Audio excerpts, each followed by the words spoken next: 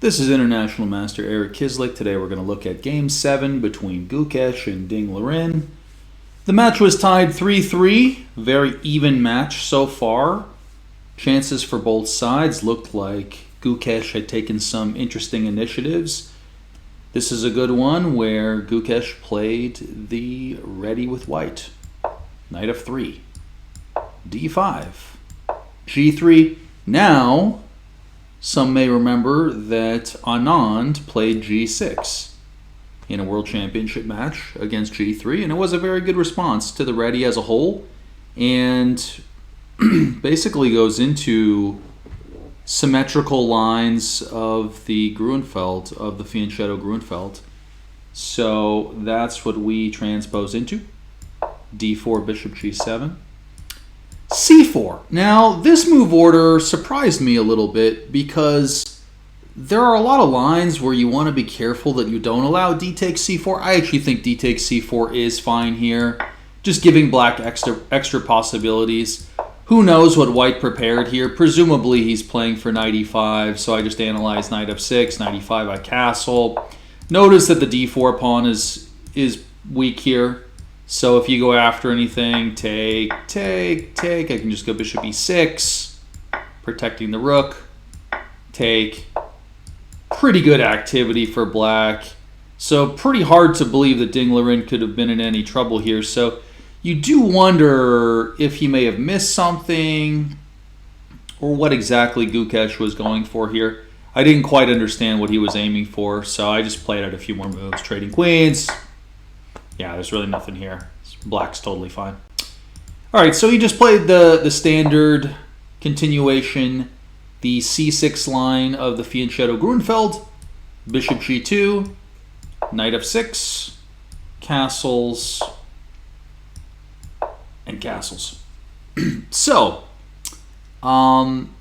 this line I've played from both sides of the board. From the white side, I have played b3, knight bd2, and queen to b3. So all of these moves have been in my repertoire here. I faced b3, queen b3, and I think I might have faced knight bd2 once as well. I have also faced and played c takes d5 actually, so 4 different moves. So I'll show you what I played from the black side. Take, knight c3. I played knight e4, trying to simplify the game here. Take, want to get that knight out of there, so I play knight c6, standard move. Take. Queen a4, queen b6. Now this is standard here to go queen a6. Yeah, now white can play h4. I really don't think this is much for white. Kind of a drawing line to some extent. Bishop e3, take, bishop d5, just challenging that e4 bishop, basically equal position. I did overpress in a tournament where I was leading ahead of many grandmasters because I was so frustrated that the position was so equal that I wanted to try everything possible to win, and I lost some objectivity there. So rook e1, highly interesting move. And essentially what Gukesh played here, again, I saw nobody point this out, but he played a Carlson Gambit. So he allows d takes c4, and then he goes e4. This is from the game Carlsen Mamedyarov. Pretty famous game, played about a year ago, in which Mamedyarov made a stunning blunder at the end of the game. And there was a guy, like an international master, who goes, oh, well, you can't call it a blunder because it was only equal. And I was like, huh? So if you like hang your queen in an equal position, he doesn't call it a blunder?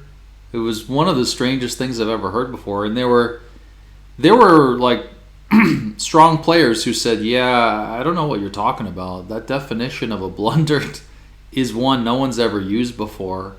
The definition of a blunder is a really bad move. So anyway, Mamedyarov had played a phenomenal game, blundered and lost in 1 move. I mean, if you lose the game in 1 move, it's a blunder. So doesn't matter if you went from plus minus to minus plus with white or with black from equal to minus plus.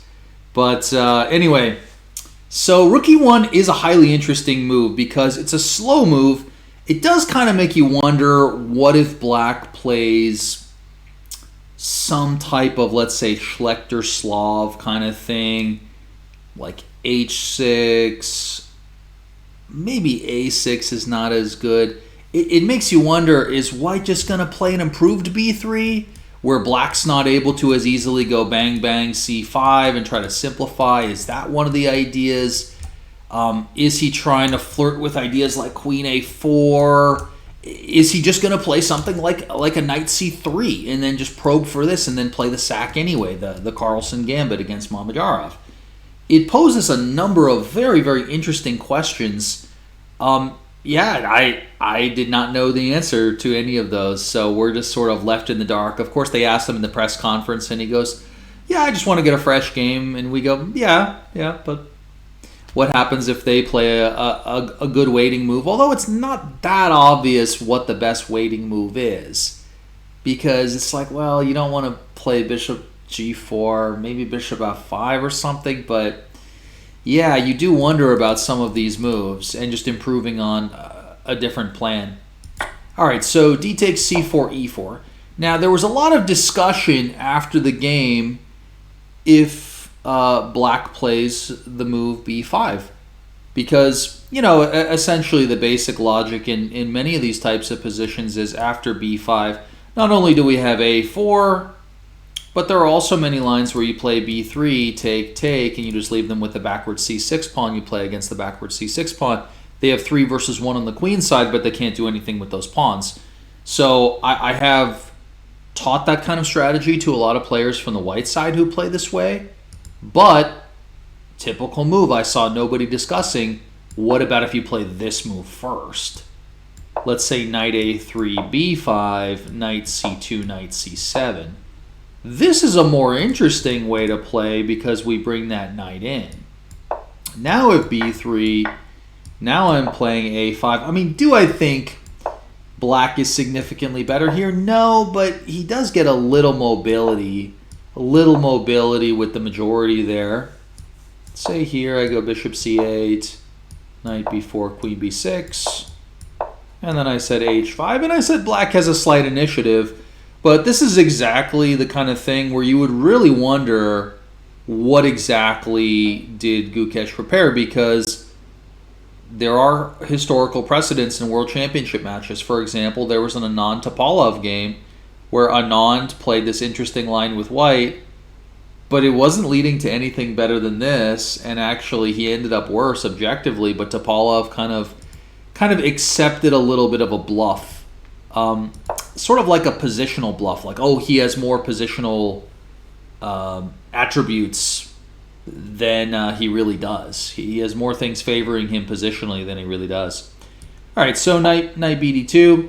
Now there was discussion about this b5 move. Let's say h3, bishop c8. Oh, we're just not giving up the bishop pair.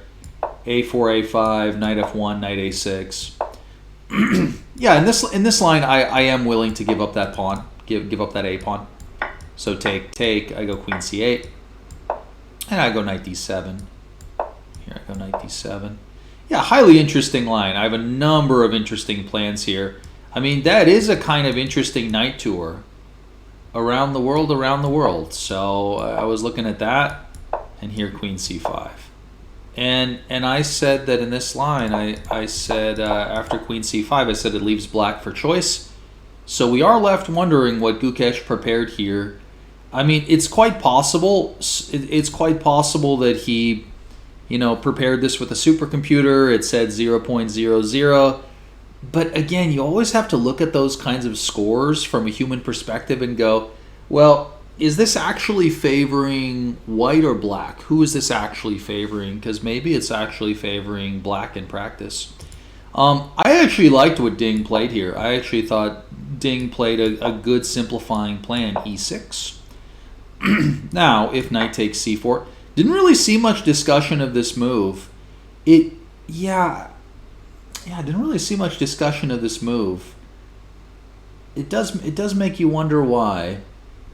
But I think knight bd7 is the best move. And then I'm going to go for something very similar to the game. Take, and I go b5. because you got to challenge that knight so it's not just on the strong outpost. Take, queen b6. Notice white does have the bishop pair plus the pass pawn on the d file. Although the big question is, how strong is it actually? So I played out a few moves here. I kick the bishop back. I go knight d7. I go knight e5. Interesting position because white has ideas like this, threatening the mate, but no problem. I just go rook e8, rook f e8. So I analyzed this, and then I said rook f e8, and I said this is very solid for black. But objectively, I think this was a more dangerous thing to play for Gukesh than the game line. He plays h3, just going after that bishop pair. Remember, the bishop pair is worth roughly half a pawn. I have heard people say stuff like, you don't really need to study anything with respect to the bishop pair. No, you really should. You really should. What do you want to do with the bishop pair? Increase the scope of the unopposed bishop. This is the unopposed bishop because they do not have a light squared bishop, so they have nothing to oppose this bishop with. So knight bd7, good move by Ding. Take b5. Now I really liked what he played here as black. Clearly you have to challenge the knight. Knight a3. Gukesh does not block his c1 bishop. The knight on the rim is not dim because it moves to a3 with tempo, and then moves to c2 to prepare the b4 break. Queen b6, bishop f4. Good developmental move. Goes queen d2 after this. Improves the worst place piece. Develops the queen. And improves the worst place piece. First principle of positional play. Improve the worst place piece. Now we only have one more piece. Oh, well, okay. Technically you could say we have two pieces that we need to bring into play. So he does that relatively quickly. I like what he did here. It definitely didn't neglect the idea of improving the worst place piece. Let's say he played this. Yeah, Ding had been talking about playing h5 in the press conference. So let's say here, take, knight f8. Here we have knight e6 ideas. Looks to be very sound. All right, so knight c2 was played by Gukesh. Good simple move. I thought this was simpler to just go for the blockade. Let's go for this. Going for blockading the square. b3 after we hit the pawn. Knight to d6. And then we play the Ding move, h5.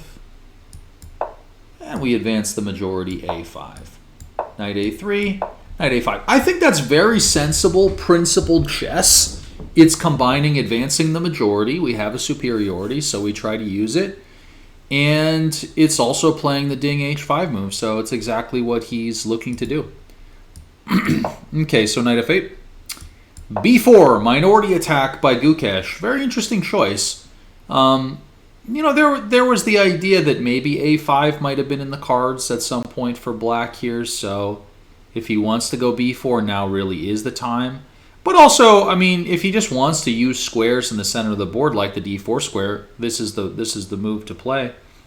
So I said this minority attack fights for squares for Gukesh's minor pieces in the center, and to demonstrate that black's queen is unstable. So b4, c4, bishop to e3. Gukesh poses the most serious problems here, avoiding a fortress. So if he had traded rooks, I play the Ding move, h5 here. I'll show you the line I analyzed here. I thought that he probably would not be able to win this. So here I'm going to play the discovery. Knight e4, take, hitting this bishop here. I go back, bishop to f6. Knight f8, kind of blockading a bit here. Here I'm going to go rook e5. Queen b7, take. Major simplification coming up here. Take,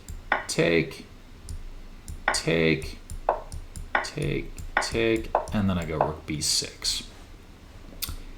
Now I can't take the pawn because a bishop takes f7 check. I don't want to lose that rook there, but I can play king g7. Bishop f3, knight d7. We have opposite colored bishops. We have this pawn blockaded, and that pawn looks quite weak on d6. So I said this does not look winnable for white. Should be a draw. So I think Gukesh played the best move. He played bishop e3.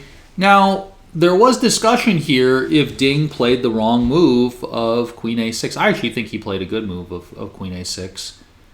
People were saying that he should have played queen b8. I thought queen a6 is a good logical move. I had a chapter in Chess Logic and Practice called When You Have to Go For It. And this is, to a large extent, going for it. You'll see what I mean in a moment. So bishop to d4 was played. Giving up the e-file, yeah, he played rook takes e1 check. I said giving up the e-file does simplify when defending, typically trying to relieve the pressure when you're under pressure. So there is logic to simplification when you're being attacked or put under pressure. But it also improves white's worst place piece, so this move is playable. Now, I did hear people say, oh, don't play knight 8 to d7, that's a computer move. No, that's really not true.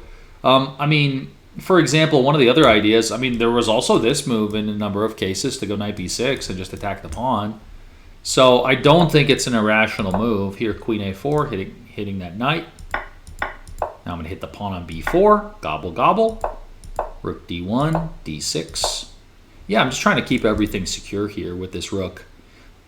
There was a classic Garry Kasparov quote where he said, one of the most interesting characteristics of Anatoly Karpov's defensive play is that he liked to put his rook on e6 defensively with black. And yes, if it's a stable square, it can be a good rook lift that just controls a lot of squares here. So knight d5, check, take. Here I'm just going to simplify again. I'm going to go queen e8. And I'm going to try to go bishop to e5. Gobble up that pawn. That should help us get the draw here. So I analyzed that and said that black should be objectively fine. Yeah, white will get the pawn back, but I think it's only equal. So I think the assessment of this move as being some type of computer move is wrong, because white has numerous human ideas behind it, like knight b6. So rook takes e1 check, rook takes e1, queen takes a2. Bold move by Ding. Could be given an exclamation mark. Good move. And I said this switchback is fantastic. Why is it a switchback? You return back to a previous square where your piece was, but under better circumstances. Now there was a big discussion. There was a big discussion about this c3 move. Now, there are a couple of very fascinating points. If we take it with the queen, we have this x-ray, bing, bing. So knight takes d5 is a very fascinating move there. I analyzed this. Bishop takes, queen c4, take. Here I'm going to go bishop to c3. Hitting this rook. Trade off rooks here with rook d7. Good sound move. Now I got to drop that knight back so I don't lose it. Break the pin here. And I go bishop f6. Go bishop f6 here. Queen e4, knight d7. Yeah, this is what I'd analyzed here. Even though the knight does get corralled here, I can still play f5 and bring the king over. The knight can come out via d7, so I'm not actually trapped or anything. So I can just play f5 here. So that is a good move, and ultimately I believe that this opposite colored bishop ending will, in the end, conclude in a draw. But he played queen to b3, rook a3. Good move by Gukesh, of course. Check. Yeah, not much discussion of this moment. Not much discussion of this moment, but I think this was a mistake. I think that he had to try to trade off and try to go rook to e8. And again, I was talking about going for some exchanges when you're facing tremendous pressure. So this is the queen d3 move that Ding played in the game. I analyzed queen c1, keeping the queens on. I think this was the best chance that white could have gotten here. Do I think it's objectively a draw? Yes, I do. c3, I'm hitting that knight, going for a little trickery here. Take, and queen d4. Is white better? Yes, for sure. White is definitely better here. But yeah, maybe drawable here, but engine score roughly +1 at high depth. Good line, but no guaranteed win there for sure. So rook to d7 played by Ding, and then there was this powerful move, rook a5, fantastic move. And now if I try to simplify, let's say I go knight e8, take, queen d3, typical Ding move, trying to trade off. So I go c3, go queen d2. Notice the bishop's guarding the queening square. Try to bring the king over, try to gobble up the pawn. Now I can't take because of the bishop, so I play rook a3. And I believe that this is objectively winning, again, subject to deeper analysis, but I think that this would have been a favorable pawn with that passed pawn there. So I think that white objectively should have been able to win a position like this. Again, quite tricky with those two knights. But I do ultimately believe that white has a decisive edge. So Ding played by far the most interesting move, queen to b3. And I did hear people say that they thought that rook a3 was a mistake by Gukesh. Yeah, I mean, he's not gaining time on the clock. He's just bringing Ding closer to the time control. So, yeah, that probably was a mistake. Just a practical mistake. Ding goes back, take, queen d3.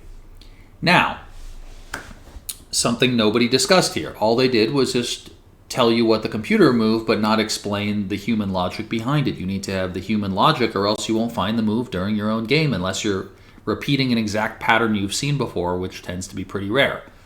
So what is the principle here when judging a queen exchange or any typical kind of exchange? Active, passive, avoid. The active exchange is taking their queen where it is. The passive exchange is either letting them take your queen or playing a sliding move. And avoiding the exchange would be moving the queen somewhere where they couldn't trade. So an example of a pass, so he avoided with queen f4. He avoided. An active passive avoid, he went for avoid. But you know what a lot of people forget about? They forget about passive. What would the passive exchange here be? Bishop e3. Now, what does this let us do? It just lets us come straight back. Again, a switchback. Again, a switchback, and you can see how weak the isolated pawn is. So I attack that. I go here. Now you can see how weak that is. Take, f4, and bishop f3. And I think this is objectively winning here. So I think he needed to go for the passive queen exchange. And most likely, if he had thought to himself, active, passive, avoid, he probably would have played bishop e3 and won the game. But nobody teaches that. That's just my own expression, so you'll never hear it anywhere else unless someone copies me. But that is an example of why someone, would want to study this kind of stuff with someone who spent a long time teaching this kind of topic and digging deeply into it. Now, again, no real discussion of queen takes c2. Obviously a natural move. I think g5 is kind of a clever move. I know it might seem ridiculous, but it is a line opening move so that the knight can try to come out. And if I get this and then I go c3, that's actually kind of interesting because now I have this knight takes d5 move, take, and then knight g6. That was kind of my idea here.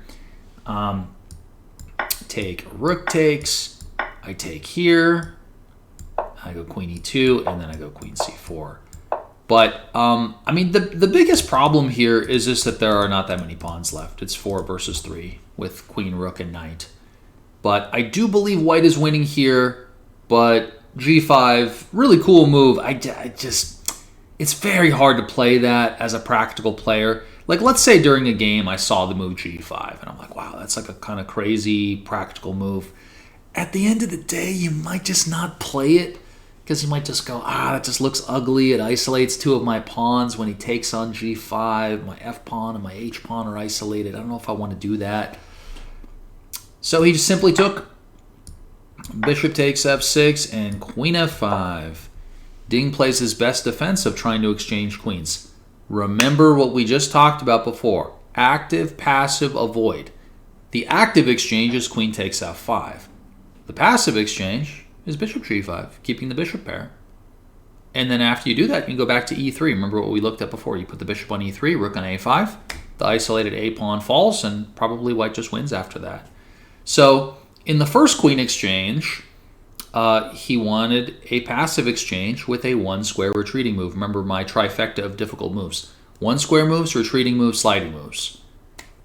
1 square retreating move in the previous case with bishop e3. 1 square retreating move here as well. So in the first case, in active, passive, avoid, he should have gone for passive and he avoided. In this one with active, passive, avoid, he should have gone for passive and he went for active. So he went for queen takes f5. So I said this was not careful enough, letting black into the drawing zone. I said just bishop g5. And let's look at my line here. Rook c5, take, rook c6, bishop e3 after being challenged by that pawn, bishop e4. Yeah, knight g6 was the whole point. But this was the problem. This is the problem right here, that pawn. So if that pawn goes, it's probably the end of the game. Rook c6 and bishop c5 plus minus. Yeah, I think that bishop g5 would have won the game. Going for the passive queen exchange, there was one grandmaster who said in German, what's one very advanced piece of chess strategy you never hear amateurs discussing? Go for more favorable passive queen exchanges. And you know what? We saw 2 in a row where if Gukesh had played either one, probably would have won this ending quite easily. Take, bishop takes. Yeah, I definitely saw this move being criticized. And why is it wrong? Because you want to keep the bishop pair. So you should keep the bishop pair, and you keep your ability to attack a target. That is exactly what you're doing. In particular in rook endings, but this is a rook and minor piece ending. But yeah, this is exactly what we're doing. We're trying to attack targets. So let me show my line here. Take, rook b7. Did I think it was cleanly winning? No, I did not. I thought it was super complex. Bishop takes f7 check. I go here, and then I go knight d4. I go h5. Yeah, a very messy and difficult position for Ding to play here, no doubt about it. So yeah, now he doesn't have the bishop pair, and he's just basically relying on using the rook, bishop, and the pass d pawn to be able to win the game. But black may be able to have a fortress. So he does win the pawn here. Knight e5, rook d4, knight c6. So Ding plays a fantastic move to set up a fortress. Now, there was discussion over this rook d2 move, because if takes, I can play d6, and then if the king tries to come up, I can play this, and the king actually cannot approach the pawn because I have bishop c4 check and f4, so I can push the king back. But, even with that considered, I can still play rook d6, b5, knight e7. So what often happens in these cases is that people analyze some move like rook d2, they say, oh, white's winning, but if you actually just kind of play out the logical moves to its logical conclusion, it looks like a draw. I mean, again, you're left with 3 isolated pawns. You're really going to queen one of these? Really going to queen one of these pawns? Probably not. Obviously, white is for choice here, but I don't think this is objectively winning. So, this is why people have to be careful about hooting and hollering just because the low-depth engine says +1. Yeah, well, you know what? If the engine says +1 and you have 3 pawns left and they're all isolated, I mean, if it was really winning, it would probably say +2.5 or higher. So you got to be careful that you understand what the evaluation even means. All right, so rook f4 played by Gukesh here. Knight e7, b5, king f6. Okay, I thought that looked good.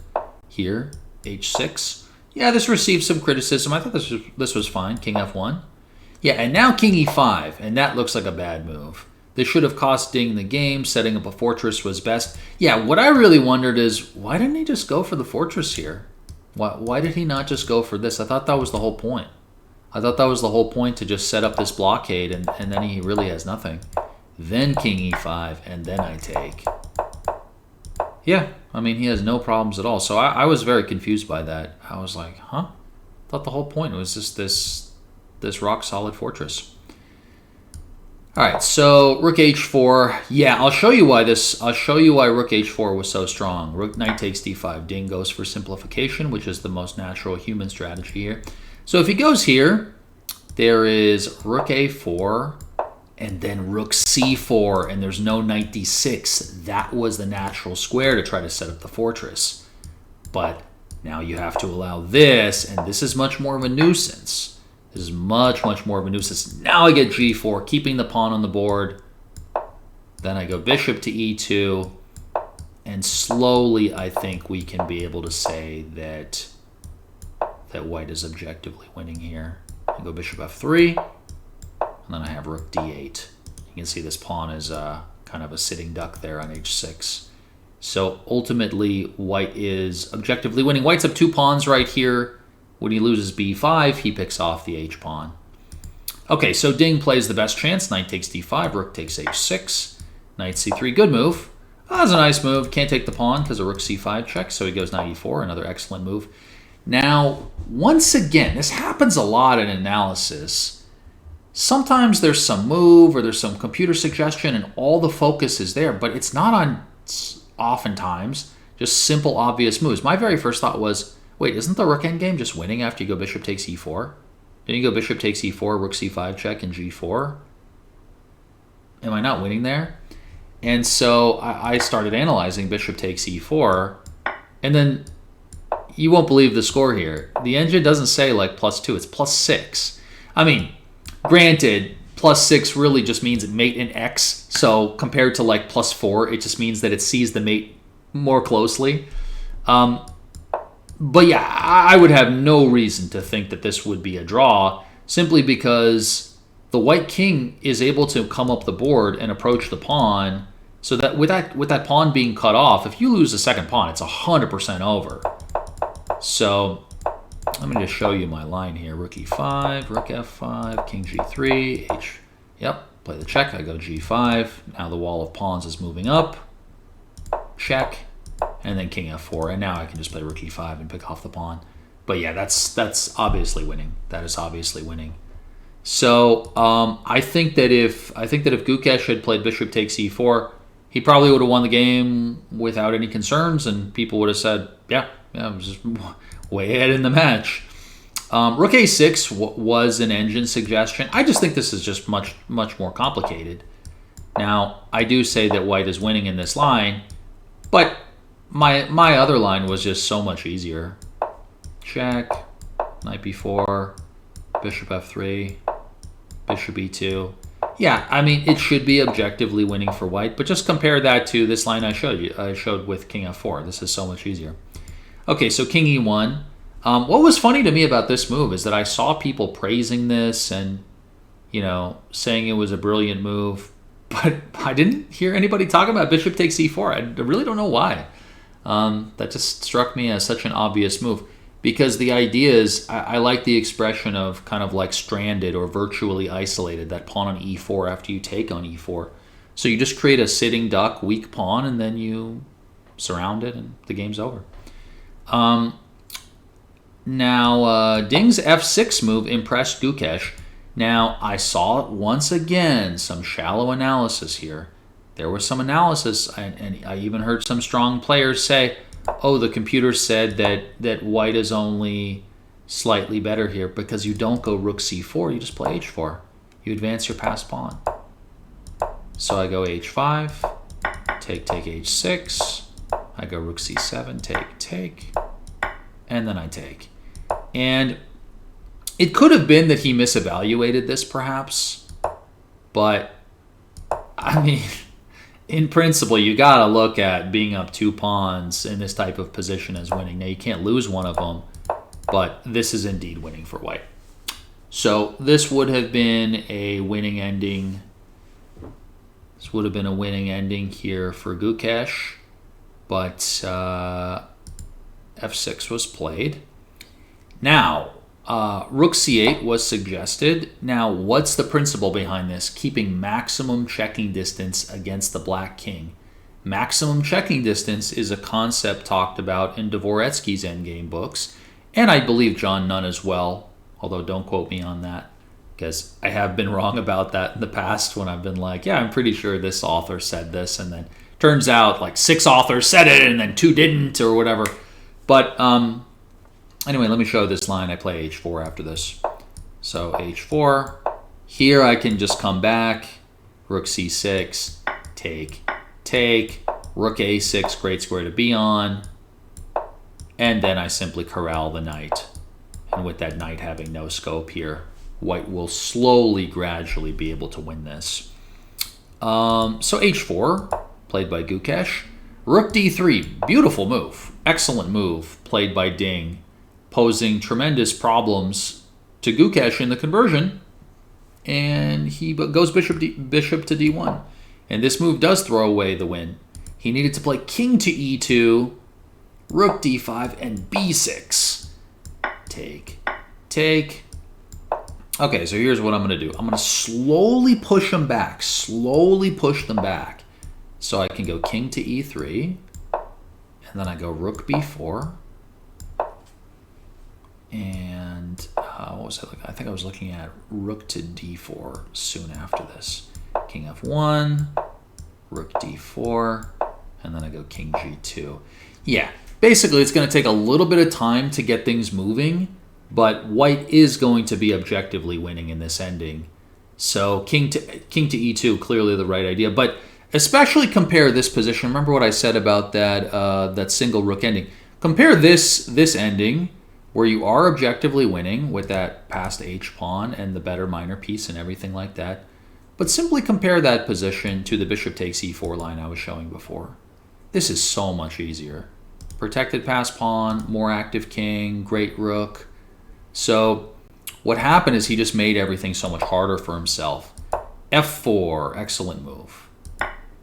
Take, take. Yeah, and basically what he missed now is that if he plays this, there's rook h3. And if you play this, check, check, and you cannot come to d3 because of rook to d2 mate. So that's why this was ultimately a draw here. So here, rook c4, f5. Yeah, I mean, there are a couple of... If here, I simply take the pawn, rook e5, take, take, take, take. It's the wrong colored bishop, so I can just run the king all the way back to the corner, give away the pawns, and it is an easy draw. So I didn't analyze too much more after this. I like what Ding did. He just ran his king into the opponent's position, rook e5, rook e7. Go after the pawns, go for simplification, take, take, knight g3. Yeah, again, I heard people criticizing some of the moves here. I think this was clearly going to be a draw. King f3, king f4, knight e4, knight d6, king e5, and here we go, knight f7. Now it's just simplifying. Yeah, this may have been a case of frustration, but, I mean, it's going to end in a draw anyway. Rook d6, take, take, knight d6, king b4, take, take, and we have a clear draw. After the game, the world champion Ding Liren said, "Today's game was an absolute roller coaster of a game, but at the very end, I managed to not be knocked down. I am very satisfied with that result, and I'm going to be fighting for another day." Whew, that was close. That was very close. That's about as close as you can get to losing without actually losing, because if it's a really easy win, he's probably going to find it. But there were certain moves in this game, like bishop takes e4, which even in the press conference, no one was talking about bishop takes e4. Pretty straightforward. Pretty straightforward. The idea is to just create a weak pawn and advance your own pawns up as far as you can. And I mean, this is clearly losing for black.